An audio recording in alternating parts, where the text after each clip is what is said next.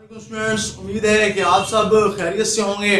आज हम जो टॉपिक डिस्कस करने जा रहे हैं वो हमारा चैप्टर नंबर 13 सेकेंड ईयर का जो है करंट इलेक्ट्रिसिटी है और हम ओहम लॉ के हवाले से बात करेंगे। इसमें हम आपको इम्पोर्टेंट्स पॉइंट्स भी बताएंगे और इम्पोर्टेंट्स कंसेप्ट जो है और उसके बारे में आपसे वजाहत करेंगे। और अब हम बात करेंगे, अगर आप हमारे चैनल पर न्यू आए हैं तो हमारे चैनल को सब्सक्राइब कीजिए और हमारी वीडियोस को लाइक कीजिए ताकि हर नई आने वाली इंटरेस्टिंग और लेटेस्ट अपडेट आपको मिलती रहे। अब हम बात करेंगे ओहम लॉ की। एक हमारे पास जॉर्ज साइमन जो था, ओहम्स साइंटिस्ट था, जिसने क्या किया, जिसने एक कंडक्टर लिया और उस कंडक्टर के ऊपर उसने क्या किया, पोटेंशियल जो है अप्लाई कर दिया। जब उसने पोटेंशियल अप्लाई किया तो उसमें से कंडक्टर में से उसने क्या किया, करंट आई जो है उसने पास कर दिया। जब करंट आई उसने पास करवाया तो जो हमारे पास करंट आई था, आई जो है डायरेक्टली प्रोपोर्शनल हो गया किसके, पोटेंशियल के। जो पोटेंशियल है just like as a pump, potential क्या just like as a pump. और जो फ्लूइड है ये हमारे पास, जो करंट है just like as a fluid. Greater the pumping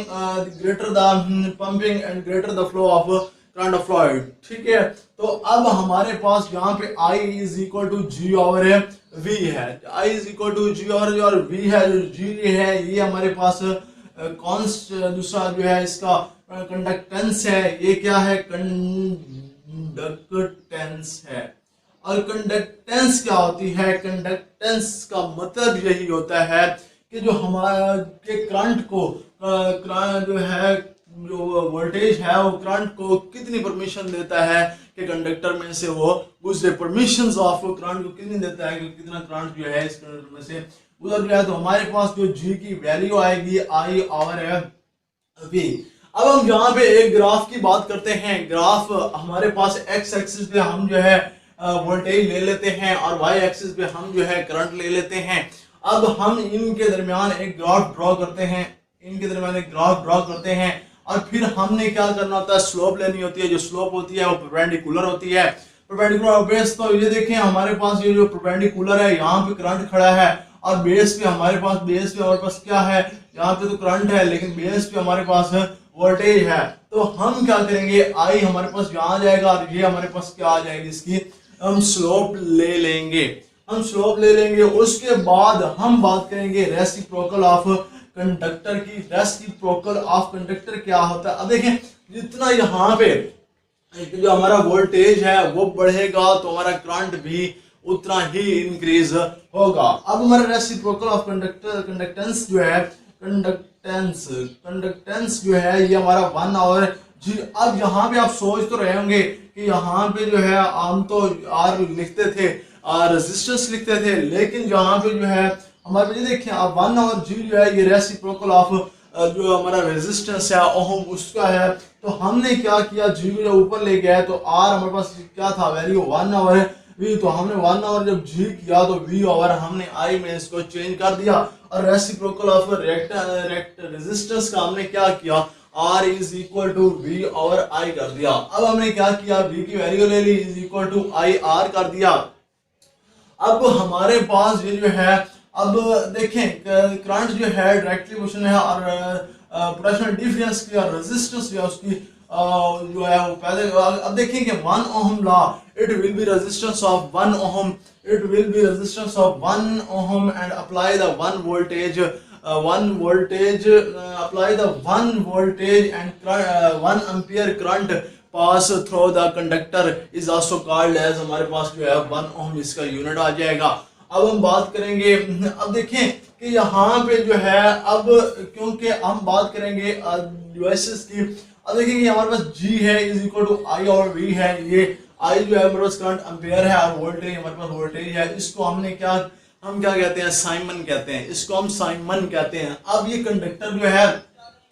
conductor जो है हमारा मुख्तलिफ जो है, ये हमारा कंडक्टर जो है atom which are making of atom से मिलकर बना हुआ है, और इसके एटम से मिलकर ये क्या है, बना हुआ है। और इलेक्ट्रॉन जो है इसके अंदर जो है, इलेक्ट्रॉन वो क्या कर रहे हैं, वो इलेक्ट्रॉन फ्रीली मूव कर रहे हैं। और यहाँ परमानेंटली जो होगा एटम जो है परमानेंटली हमारे मूव करेंगे, और जब मूव करेंगे तो देखें कि यहाँ पे जो है इलेक्ट्रॉन्स आपस में कोलाइड करेंगे। कोलाइड करने की वजह से due to the thermal energy जो है क्रिएट होगी। Due to the thermal energy क्या होगी, थर्मल एनर्जी क्या होगी, क्रिएट होगी। जब थर्मल एनर्जी क्रिएट होगी, अब देखिए यहाँ में हमारे पास रेजिस्टेंस था कि रेजिस्टेंस जो है कहाँ पर पैदा होती है, तो मैं उसका आंसर जो है आपको देने जा रहा था कि यहाँ पे हमारा जो कंडक्टर है which are making an atom से मिलकर क्या हुआ है वह बना हुआ है, और हमारे पास जो है यहाँ पे इलेक्ट्रॉन्स जो हैं फ्रीली मूव अप कर रहे हैं। इलेक्ट्रॉन्स हमारे फ्रीली मूव अप कर रहे हैं, तो यहाँ पे due to the thermal energy जो है हमारे पास होगी, और इस वजह से जो है रेजिस्टेंस यहाँ पे जो है एग्जिस्ट करती है।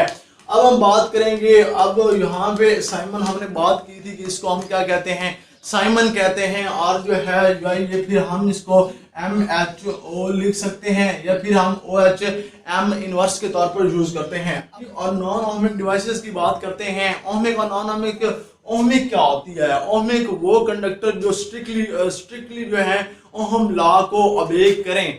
अब देखें कि हमारे पास जो करंट है ये directly proportional to the voltage है। डायरेक्टली अब करंट जितना बढ़ेगा वोल्टेज हमारा उतना बढ़ेगा, और जब हमारा वोल्टेज जो है, अगर करंट हमारा डिक्रीज होगा तो वोल्टेज भी हमारा डिक्रीज ही होगा, क्योंकि ये एक दूसरे के क्या है, प्रोपोर्शनल है। जब देखेंगे हमारा करंट जो है वोल्टेज इंक्रीज होगा तो करंट खुद ब खुद ही क्या होगा, इंक्रीज हो जाएगा, क्योंकि एक दूसरे के डायरेक्ट प्रोपोर्शन है। और जब ये चेंज करेगा तो इस तरह जो रेजिस्टेंस है वो क्या हो जाएगी, वो वेरी कर जाएगी। और आर जो है, क्योंकि ओहम लॉ में रेजिस्टेंस जो है वो कांस्टेंट ही रहती है। अब जो तमाम की तमाम मेटल्स होती हैं वो हमारे पास क्या होती हैं, ओहमिक होती हैं। उनकी शर्त ये होनी चाहिए कि जो फिजिकल उनकी है, जो टेम्परेचर उनका है वो नॉर्मल होना चाहिए। टेम्परेचर उनका क्या होना चाहिए, नॉर्मल होना चाहिए। और जो पोटेंशियल डिफरेंस है वो उनका क्या होना चाहिए, स्टैंडर्ड होना चाहिए। अब यहाँ पे देखें कि हमने बात की थी कि हमारे पास जो रेजिस्टेंस वेरी कर जाएगी, तो रेजिस्टेंस अब हम नॉन ओहमिक की बात करेंगे। अब यहाँ पे हमारा ये पोर्शन जो है ओहमिक जो है ये कंप्लीट हुआ। अब हम बात करेंगे नॉन ओहमिक की। नॉन ओहमिक क्या होती हैं, हमने क्या किया, देखें हमारे पास जो है ये हमने इसमें से क्या किया। अब जो नॉन ओहमिक जो है वो उसमें तो हमारे पास जो करंट और वोल्टेज के दरमियान जो ग्राफ है वो स्ट्रेट लाइन होना चाहिए, लेकिन नॉन ओहमिक में ऐसा नहीं है। हम क्या करेंगे, यहाँ पे जो हमने ये देखें तो थोड़ा सा हम इसको क्या करेंगे, डेविएट कर देंगे, और यहाँ पे हमारे पास ये फिलामेंट हो जाएगा। ये हमारे पास क्या होगा, फिलामेंट, हम इसको फिलामेंट कहलाएंगा। ये फिलामेंट्स ऑफ बल्ब। अब ये जो ग्राफ है ये फिलामेंट्स ऑफ बल्ब का है। अब देखेंगे यहाँ पे इलेक्ट्रॉन्स की कुलियन हुई। इलेक्ट्रॉन्स की कुलियन होने के बाद फिर क्या हुआ, फिर उन्होंने एम्पलीट्यूड जो था करंट का वो बढ़ा, और उसके बढ़ने की वजह से जो है हमारा जो है एम्पलीट्यूड क्या इंक्रीज हो गया, और जो है इलेक्ट्रॉन्स को वो जो है बड़े एरिया पर जो है ब्लॉक भी कर सकता है। तो देखें अब हमारे पास जो है दूसरी बात, उसको हमने क्या कह दिया, फिलामेंट्स, और उसको हम फिलामेंट्स ऑफ बल्ब।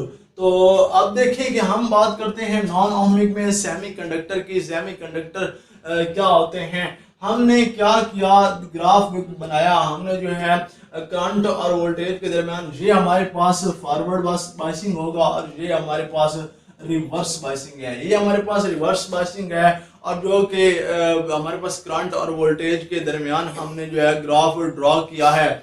और हमारे पास ये जो है नॉन ओहमिक ये सेमीकंडक्टर जो है ये भी नॉन ओहमिक कहलाएंगे। अब हम दो हमारे पास जो है टाइप्स हैं, बात करेंगे। हमारे पास जो है कॉम्बिनेशन ऑफ रेजिस्टेंस की हम यहाँ बात करेंगे।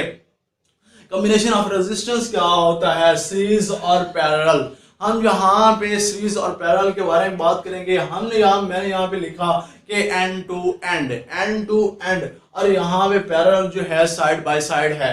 अब देखेंगे यहाँ पे हमने एक जो है दो रेजिस्टेंस थी, ये भी हमारे पास आर है। यहाँ पे रेजिस्टेंस इनमें से जो है एंड टू एंड, तो हमने end to end in resistance को क्या किया, कांटेक्ट करवा दिया। और यहाँ पे जो करंट है वो क्या करेगा, करंट इनके दरमियान सेम गुजरेगा। करंट इनके दरमियान क्या होगा, सेम गुजरेगा। लेकिन मैंने देखें इसको जो है कम थोड़ा सा इसका दिया, और ये जो है यहाँ पे हमारे पास क्या है, थोड़ा से इसको बड़ा करके, तो यहाँ पे हमारे पास वोल्टेज इनमें क्या होगा, वोल्टेज इनमें डिवाइड हो जाएगा। जब वोल्टेज इनमें डिवाइड होगा तो V is equal to I R. जो I है यहाँ पे हमारा कांस्टेंट है, तो V जो है यहाँ पे directly proportional to the R होगा। अब हम RE की बात करें तो यहाँ पे हम इनको सम करेंगे। फर्ज के तौर पर मैं ये आपको बताता हूँ, देखिए हम सपोज कर लेते हैं, सपोज ये करते हैं कि हमारे पास जो रेजिस्टेंस R1 है ना, R1 वो 3 ओम है। रेजिस्टेंस R1 क्या है, 3 ओम है, और R2 हमारे पास 6 ओम है। जब ये हमारे पास रेजिस्टेंस, अब हमने इनको क्या किया, इनको ऐड कर दिया 3 ओम और सॉरी 3 ओम और प्लस 6 ओम कर दिया, तो यहाँ पे हमारे पास ये 9 ओम बन गई। ये हमारे पास क्या हुई, RE जो है ये हमारे पास 9 ओम बन गई। तो अब ये जो है RE जो हमारे पास रेजिस्टेंस है, ये greater than the resistance of R1 and R2 होगी। अब हम बात करेंगे पैरेलल की। पैरेलल में हमें बताया कि साइड बाय साइड हम क्या करेंगे, साइड बाय साइड। अब देखें हमारे पास ये रेजिस्टेंस R1 है और ये रेजिस्टेंस R2 है, R2 है। हमने इन रेजिस्टेंस को दोनों को क्या किया, कनेक्ट करवा दिया। कनेक्ट करने के बाद जहां से हमने क्या किया, करंट अप्लाई कर दिया, और इनके ऊपर हमने ये वोल्टेज अप्लाई कर दिया। अब यहाँ पे क्या होगा, करंट जो है यहाँ पे डिवाइड हो जाएगा। यहाँ पे करंट क्या होगा, करंट डिवाइड हो जाएगा, और वोल्टेज जो है वो सेम रहेगा। करंट क्या होगा, वोल्टेज इस तरह सेम रहेगा। ये देखें इस पॉइंट पे, और ये दोनों यहाँ पे जितना वोल्टेज यहाँ से गुजरेगा उतना वोल्टेज यहाँ से भी क्या होगा, यहाँ से भी गुजरेगा। अब देखें करंट हमारे पास डिवाइड हो गया। अब जो V हमारे पास वोल्टेज था वो हमारे पास सेम था, लेकिन V is equal to I R. यहाँ हमारे पास क्या है, V कांस्टेंट है। V कांस्टेंट है तो हमारे पास जो आई आर है ये भी क्या होगा, कांस्टेंट होगा। और अगर करंट इनवर्सली प्रोपोर्शनल, करंट जो है inversely proportional to the resistance है, और अगर हमारे पास करंट जो है ये हमारा करंट जो है चेंज, करंट जो है कम होता है, तो हमारे पास जो रेजिस्टेंस है ये बढ़ेगी। और अगर रेजिस्टेंस हमारी जो है कम होती है तो करंट हमारे पास क्या करेगा, इंक्रीज करेगा। तो अब 1 ओवर RE जो है हमने 1 over R1 plus 1 over R2 हम कर देंगे। और करने के बाद जो है हमने इनका क्या किया, इनका हमने एलसीएम लिया, तो वो हमारे पास क्या हुआ, R1 और R2। तो यहाँ भी हमने क्या किया, इनको ऊपर क्या किया दिया, मल्टीप्लाई कर दिया R1 और R2। तो इस तरह आप वैल्यूज पुट कर दें, और वैल्यूज जिस तरह हमने यहाँ पे पुट की और अपना आंसर निकालें। और अगर हमारी वीडियो आपको अच्छी लगी हो तो हमारे चैनल को सब्सक्राइब कीजिए, हमारी वीडियोस को लाइक कीजिए, ताकि हर नई आने वाले लेटेस्ट अपडेट आपको मिलती रहे।